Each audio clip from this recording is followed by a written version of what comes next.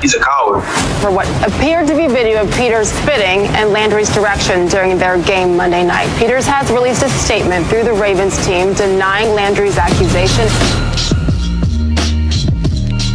Sage Steele breaking it down on SportsCenter yesterday. This is sort of a wild story. Keyshawn, Jabel, and Zubin were presented by Progressive Insurance. So here's the deal. Ravens-Browns Monday night. As you know, Marcus Peters of the Ravens appearing to spit at the Browns wide receiver Jarvis Landry when his back was turned. This would be Landry's back was turned Monday night. Jarvis Landry said he was unaware of the incident until after the game when he watched a replay of it. After he watched it, he was locked and loaded and went right after Peters. He's a coward. I think he knew that maybe behind my back he'd do things like that, but to my face he wouldn't. So, I take it for what it's worth. And, now I know. Everybody knows the type of player he is, the type of person he is, and just move on from there. I saw the video after the game,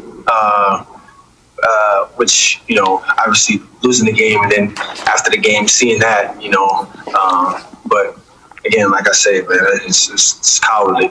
Do you guys have a history?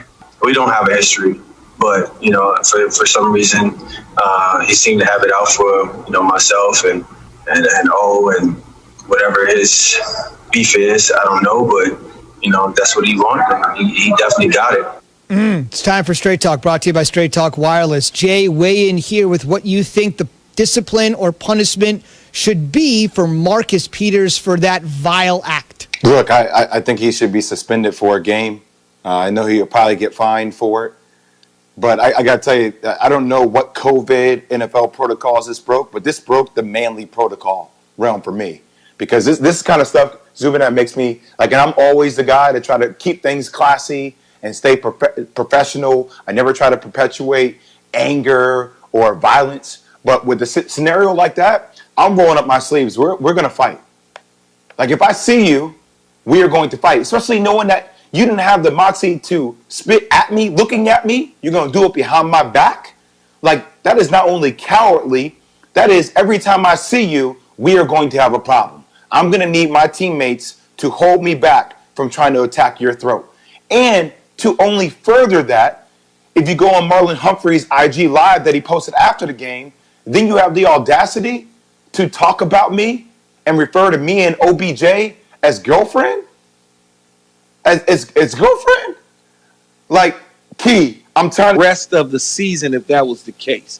If that's what they find, he should be suspended for the rest of the season because that is disgusting. I will whoop his you-know-what, period. And I like Marcus Peters. I like him. He's from Oakland. He's a California kid. But you have drawn the line, buddy. That is disgusting. It is the worst thing that you could possibly do to a human being. I wish, like hell, somebody would have ever tried that with me. Ever. I'm telling you, you talk about what you would have did, Jay. Game on every time I see you.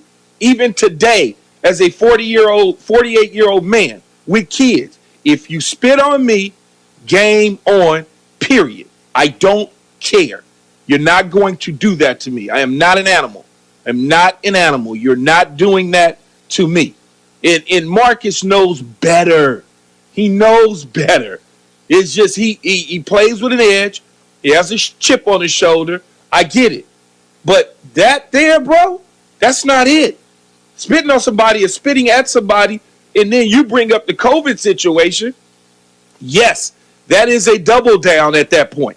What are you thinking? Where's your mind at if that is what your actions were? If that's what you were doing? Because I don't know. I can't go off what Landry is saying. I'm going to have to go off with Marcus and what the NFL is saying. Because I can't go off of that. It looked like he was spitting in his direction. And I'm going to say it again.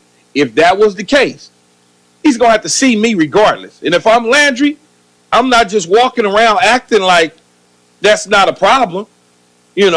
I just, the word part of it, the video, I don't care about that. But spitting at me and putting your hands on me, now you are taking it to a different level. That is some of the most disgusting stuff ever. Key, I don't think this investigation takes that long. I mean, it's right there on the video. I'm saying right there I'm on saying, the video. Like I'm not saying, buddy, that it's going to take long. All I'm saying is if they come to a conclusion that is what it was, and that's what took place, then it's not a 1-game suspension. The ruling is not a 1-game suspension. It's a simple, you won't be playing for the rest of the season, bro. See you in 2021. That's just it. That's it. That's some nasty. That is nasty, man. That's nasty. I go all the way back. I've seen it done many times in the National Football League in my playing career and in my post career.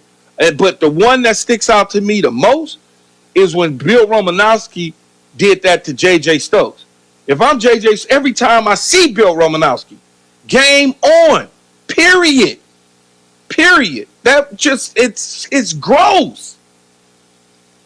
Yeah, you got to be old enough to remember that particular incident between Romanowski, the linebacker, and the 49ers wide receiver, but that's where I first go back to as well. Key, in our final minute, the line that really gets me from Landry looking ahead is, quote, about Peters, quote, everybody knows the type of player he is, the type of person he is.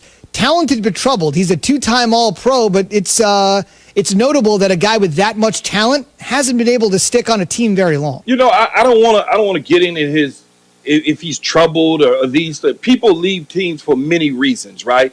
He's never been from what I can remember. He's never been thrown in jail. He's never did those sort of things. So I don't want to say that he's troubled. Again, people leave teams for many different reasons. One would tell you that I was a troubled football player, so I left the Jets and left Tampa Bay and left Dallas. That's not true.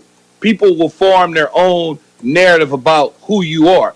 One thing that I will say is he's a good football player, and he certainly plays with an edge on and off the field. That's what I would say. Okay, fair enough. And maybe he went over the edge with that edge in this particular incident. Straight Talk Wireless, no contract, no compromise.